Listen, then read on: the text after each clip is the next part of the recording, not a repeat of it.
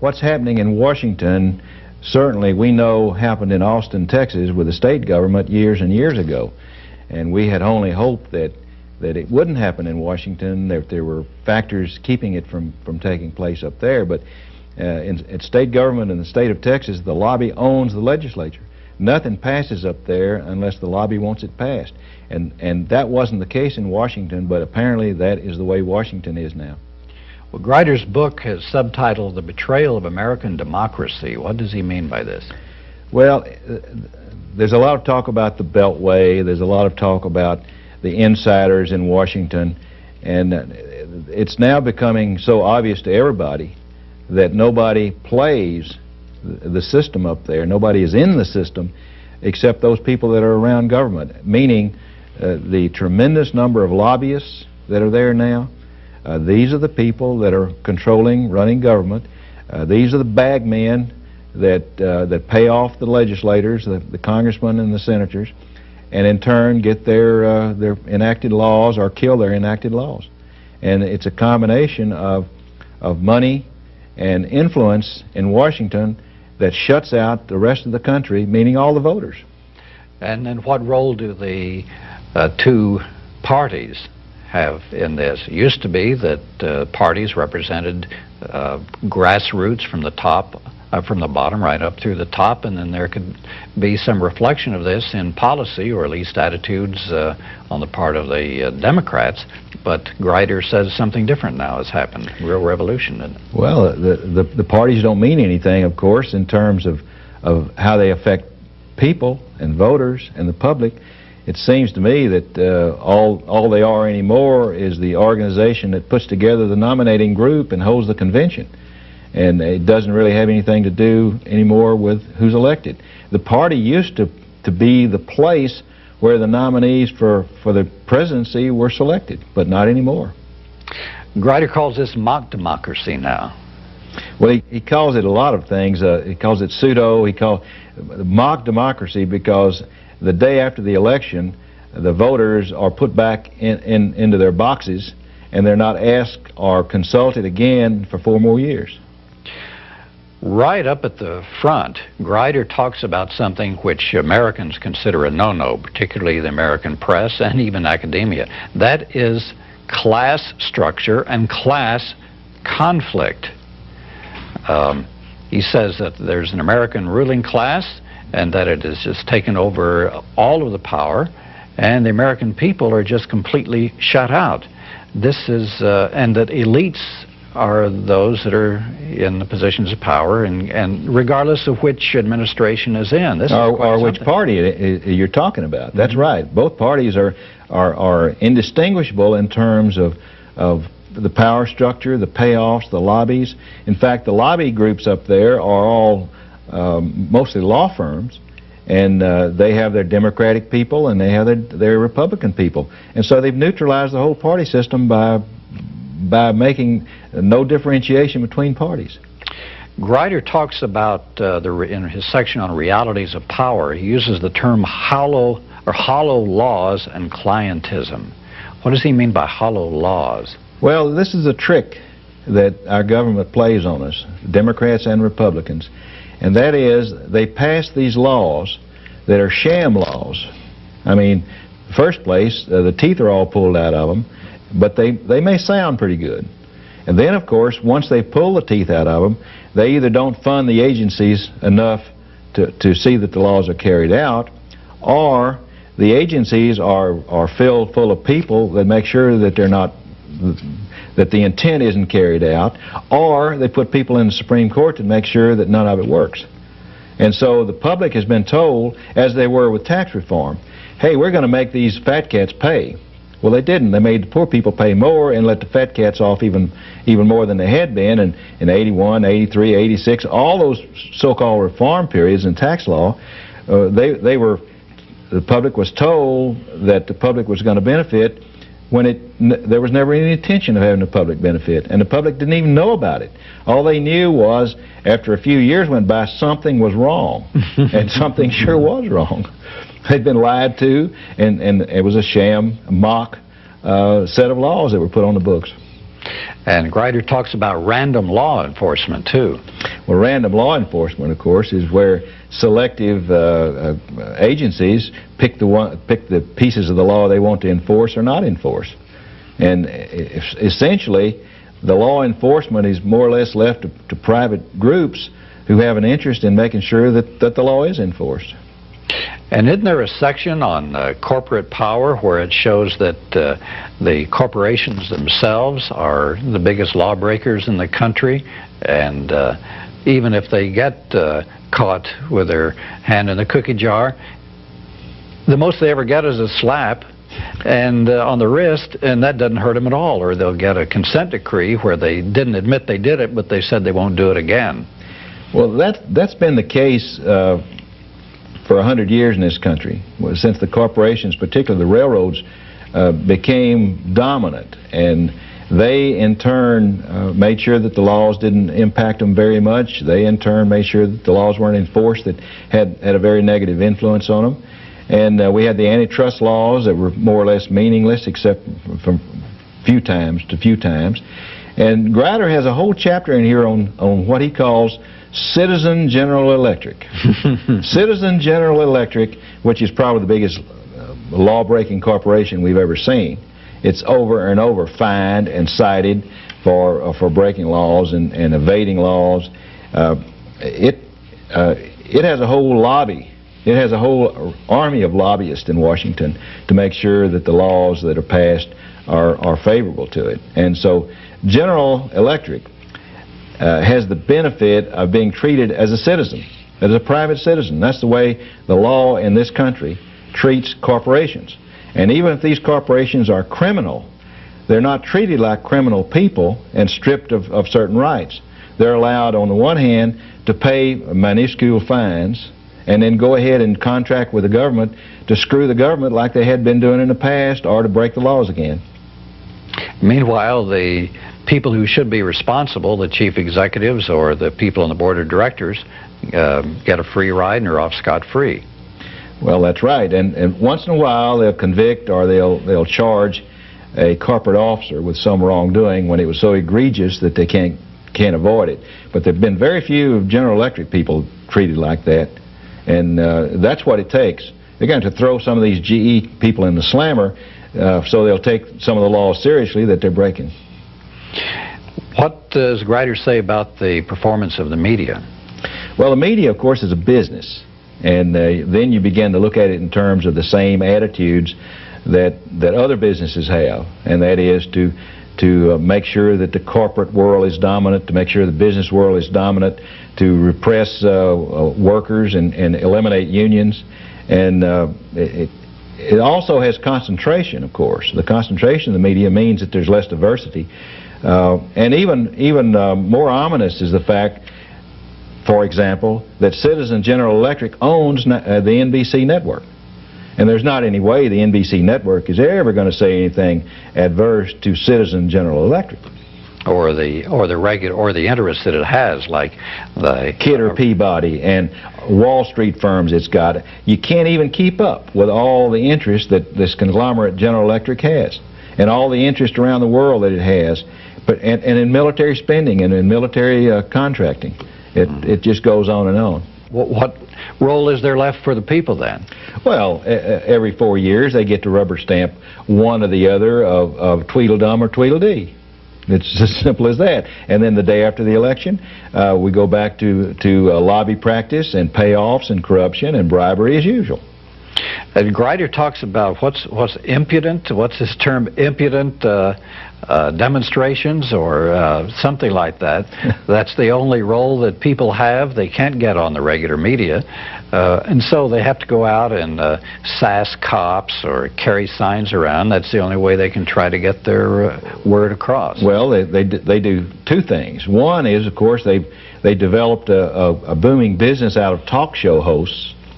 And the talk show hosts let these people sound off and give their opinions that can't be given any other way. And the other is some smart entrepreneur picks it up sometime, like Ross Perot did in the last election, and sees what the concerns are and begins to play on this sentiment that somebody from the outside needs to get in there and clean that mess up. Grider talks about a real revolution where, for the first time, he says the Democrats and Republicans are collaborating now. This is a point that you alluded to a while ago, that there doesn't seem to be any friction among the two. It's just all one big smelly, slimy, corrupt pot up there. Well, of course, the meeting point for that slop jar is the lobbies in Washington. And of course, the lobbies in Washington are made up of law firms that are Democrats and Republicans. And of course, they've got their clients.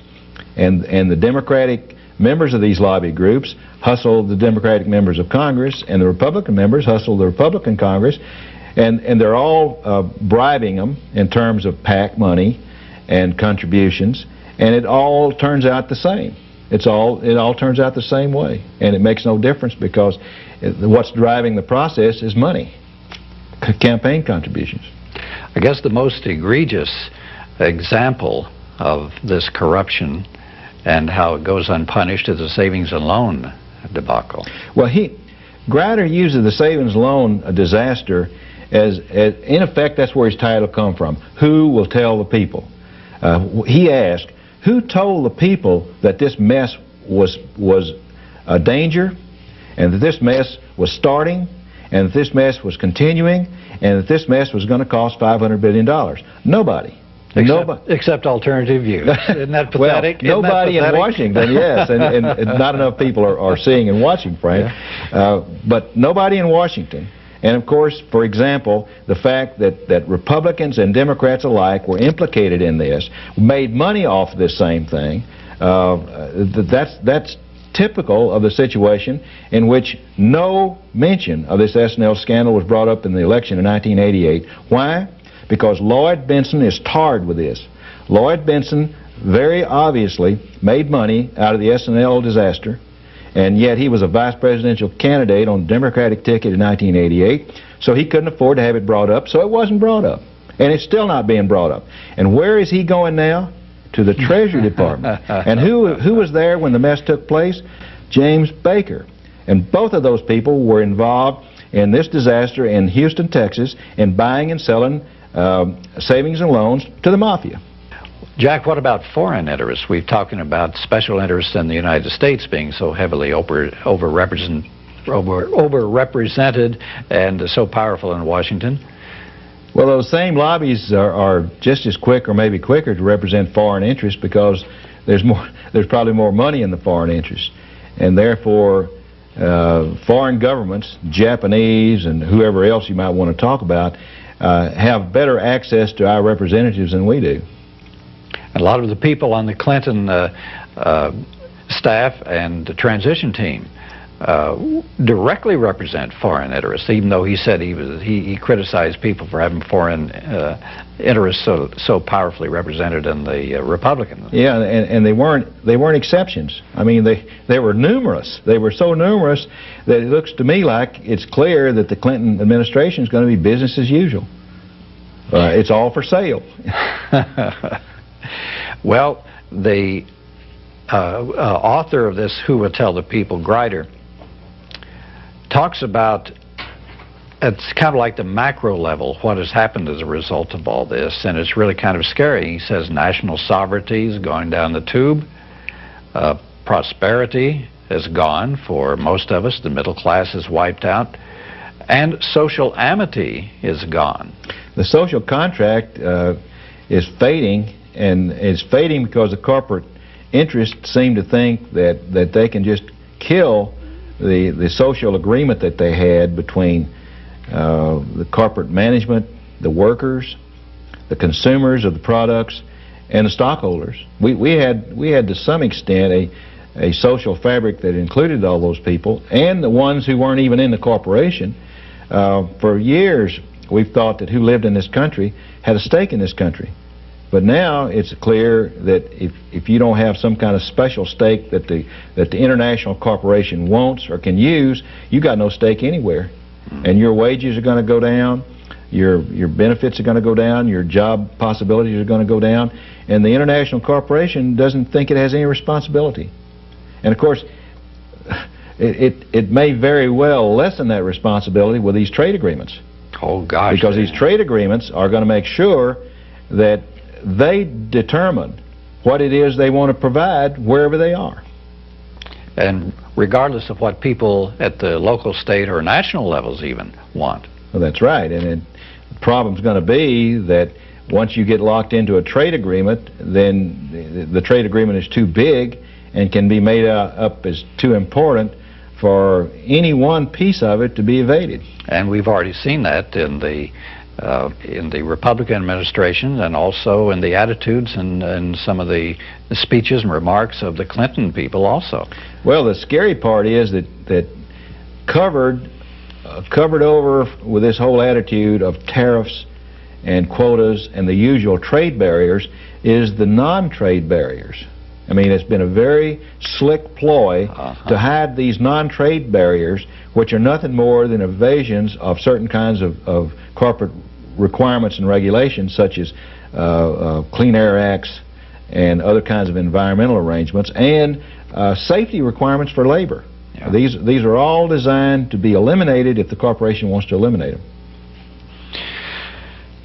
In the Grider's chapter on class conflict, he talks about how the American people are very uncomfortable talking about class structure and their place in it. Well, there's a lot of research on the class system in this country, and I've read a lot of it, and it kind of boils down to the question of not class systems but status, and what indicates status, and what do people think about status. And it never gets down to the question of the power and the money elite in this country squashing the rest of us. It never gets down to that. And it also gets clouded up with the notion of, well, implicit in this is unionism. And of course we hate unions because unions are somehow by definition bad, and therefore we don't want to be associated with them. Therefore that's a class, and we just don't even consider a possibility of a class structure being in place. And they foment class divisions and class hatred. Remember during this election, every time that one of the candidates, particularly a Democratic candidate who was opposing Clinton for the nomination, every time they'd say something about how the people got screwed and just a lot of the things that we find in Grider's book, the media would immediately jump on him and say, oh, he's fomenting class hatred. I saw that all throughout the media. Well, once again, the media itself is part of the problem. And the media is just one reason we're having all these concerns and these lacks of responsibility in the government. The mass communication is grown and proliferated. We've had a concentration of the media themselves. We've had a growth in the expertise business. The experts are the only ones that know anything because everything's too complicated for the rest of us dumb people. And the think tanks. The Heritage Foundation, the Cato Foundation, the American Enterprise Corporation, the Manhattan Institute, all these so-called expert think tanks are paid for and bought by the corporate and the power system. And in effect, the opinions they deliver in terms of expertise always support the power system. And nothing else really is up for argument, because there aren't any other system, there aren't any other experts out there countering them hardly.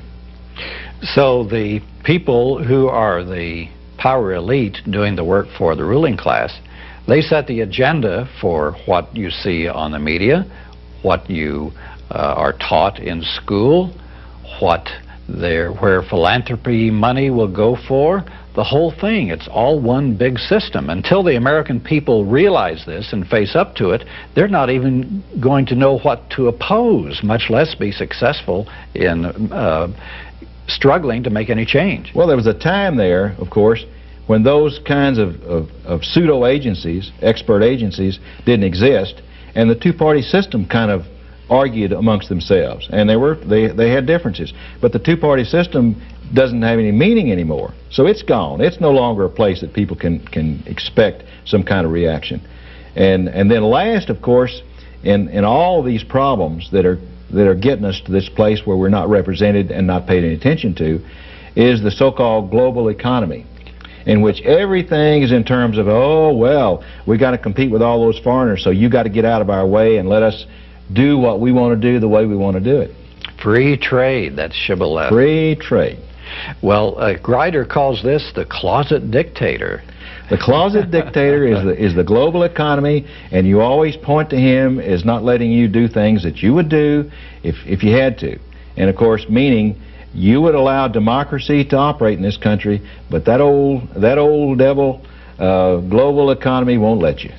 There's a real good book, which I'm sure you read, called Global Reach, which came out in the 70s, I guess it was, early 70s, talking about how the multinational corporations work and how they control things and how they have, the people who run these corporations are strictly global. They have no loyalty to any government or any people in any nation. But they require absolute national loyalty from the rest of us when we are supposed to fight their wars or other things like this. But now, the global economy, instead of having multinational corporations with plants in one country and doing their trade, now it is a truly global factory where portions of certain segments of the production of a product are made in different countries, and then they're put together. It's been a revolution in that aspect. Half of the Ford, the American-made Ford automobile is made in Japan, and the parts are shipped over here and put together over here. Same is true of the Toyota. There's hardly any difference between the Toyota and the manufacturing of a Toyota in this country and the Ford in this country.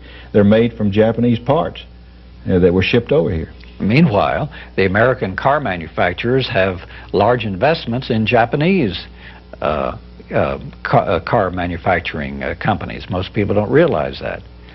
But there's this book called The Work of Nations by Reich, and he talks about how this has become so atomized, and where you have, say, for instance, in one country they'll come up with a computer program, and then they'll have another country enter all this information into the various computer software, and then it's shipped somewhere else, where the chips which are manufacturing in another country come in, and then it's assembled in another country. So national boundaries mean absolutely nothing anymore. Well, they certainly don't in terms of where the jobs flow to, because they may be in one country for 2 or 3 years and move on to another country for another 2 or 3 years. And of course, manufacturing is a high-paying jobs, and when the manufacturing jobs go, there's nothing left but service jobs. And service jobs, not only are they non-union, but they generally are low skill and therefore low paying. Grider talks about a frightening aspect of this, and he says that the global economic order is producing global feudalism. Yes, he calls it a form of feudalism because it's, in effect, nobody has any rights. Nobody but the very most powerful organizations and groups have any rights. Everybody else doesn't have any rights. And working at semi-starvation wages, or whatever they want to pay. Benefits. And of course, the unions don't have any chance at all to get organized in a situation like this. And this is the aim. The aim is to let the corporation, Citizen General Electric, do what he wants to do, when he wants to do it, the way it wants to, whether it's a good idea or not. I mean, the man that runs General Electric is just another corporate flunky that rose up through the ranks by brown-nosing. And who knows if the man really has any ability other than to figure out some way maybe to monopolize a trade and to make higher quarterly profits. But that's got nothing to do with the interest of the United States, hardly. And certainly not in terms of a political decision that might be made by General Electric, and they're made all the time. I think we should mention that what we're talking about, is not just something that was hatched up during the Reagan-Bush years, but you see the seeds of it going way back to the American Revolution, where the group of people who were in the Continental Congress and who signed the Declaration of Independence were different people from those who sat in sealed secrecy in Philadelphia, who were drafting the Constitution of the United States. And because there was a tremendous class struggle at that time when the people from Philadelphia tried to get the Constitution passed. And they themselves said that the main thing they were trying to do with their Constitution was to protect their property and their power from the unwashed public. It is very obvious in what they said in the Federalist Papers. They said that it was an economic document, and they wanted to produce enough flaws so that the ordinary common people wouldn't be able to get their hands on the levers of power. And you see this happening all throughout American history. And even coming down into the great debate of the 60s and early 70s of the crisis of democracy, where the people in power, the book of the Trilateral Commission, said that democracy and capitalism are antithetical. You can't have them existing. And people have to accept a lessened role. People can't make any demands on the system, that the capitalists have to be in complete control. So you see this going all throughout American history, and we're really seeing it now. Well, we had an example of this after World War I, when the business interests took over the country and ran it into the ground. And I thought we'd learned by then that you can't afford, even if these people weren't mostly or largely or to some extent corrupt, they certainly are mostly or partly or to some extent incompetent. And the combination is such that we can't have these people running things all the time, but that's what we've got. I haven't been very much of a conspiracy theorist, but I see a conspiracy here. I see the goals and the means and the intent, and I see the people doing it. I see Grider lays it out. In effect, Grider has here a conspiracy theory in which the public will lose its power, and those people with money, an oligarchy is going to take over. It's taken over, in effect. It's just a matter of whether it can be restored or not. He thinks it can be. He thinks democracy can be restored from the oligarchy it's turned into. That's certainly questionable. Well, how does he say this is going to happen? How are the people going to raise up in their wrath and throw the rascals out? He doesn't exactly say that here's the way to throw the rascals out. I mean, he thinks out like most liberals do when it gets down to it. You bet. He's a gradualist kind of guy. He says, first you got to reassert your faith in democratic society. Reassert your faith. Then you got to become skeptical. He makes the point that most Americans, or a lot of Americans, are pretty tied to authority. Whatever authority says, that's what you expect. That's what you come to think is correct, and that's been the case. True, yeah. So, and we certainly need to get away from that, and I think that may be a fact that we're becoming less so. Then we need to have more local organization and more political involvement at the local levels, and of course the idea being that once you become active politically locally, that somehow spreads. I mean, how it's going to spread isn't clear, but that's the theory. And then finally, you just have to rebel against powerlessness, because that's what we're talking about. The public is powerless. It has no power, and you have to rebel against that. Well, hey, if you take that literally, a rebellion means you got to get tough. Yeah. And he doesn't talk very much about that and how tough you're going to get. You know, you just may have to come to push and shove, and people may have to go beyond what is thought of as normal bounds. No differentiation between parties. Grider talks about, in his section on realities of power, he uses the term hollow laws and clientism. What does he mean by hollow laws? Well, this is a trick that our government plays on us, Democrats and Republicans, and that is they pass these laws that are sham laws. I mean, first place, the teeth are all pulled out of them, but they may sound pretty good.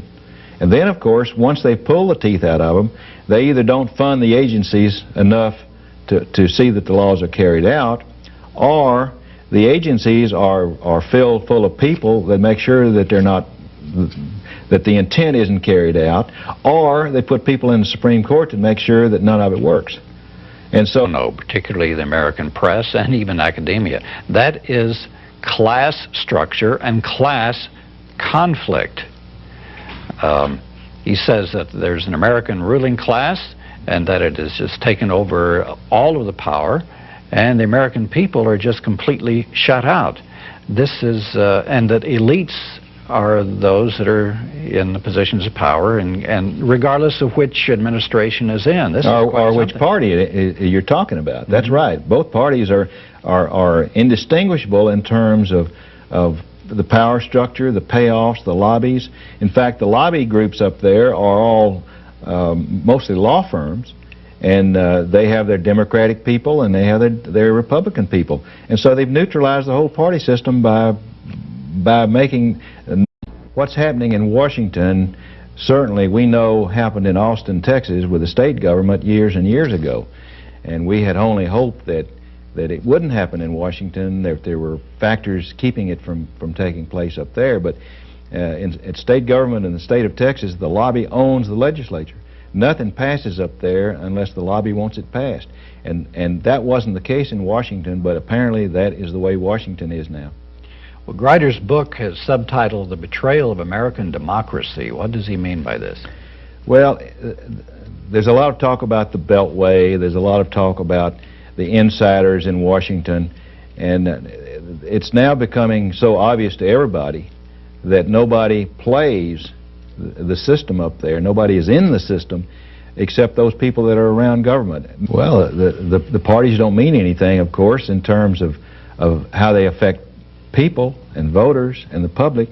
It seems to me that all they are anymore is the organization that puts together the nominating group and holds the convention, and it doesn't really have anything to do anymore with who's elected. The party used to be the place where the nominees for the presidency were selected, but not anymore. Grider calls this mock democracy now. Well, he calls it a lot of things. He calls it pseudo. He calls mock democracy because the day after the election, the voters are put back into their boxes, and they're not asked or consulted again for 4 more years. Right up at the front, Grider talks about something which Americans consider a no. Meaning the tremendous number of lobbyists that are there now. These are the people that are controlling, running government.